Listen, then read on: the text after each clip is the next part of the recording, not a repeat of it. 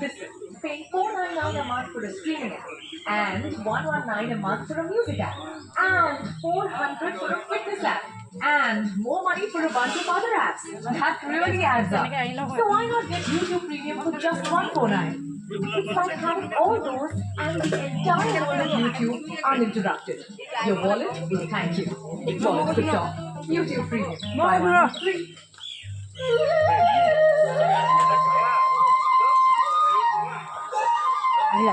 আহিলো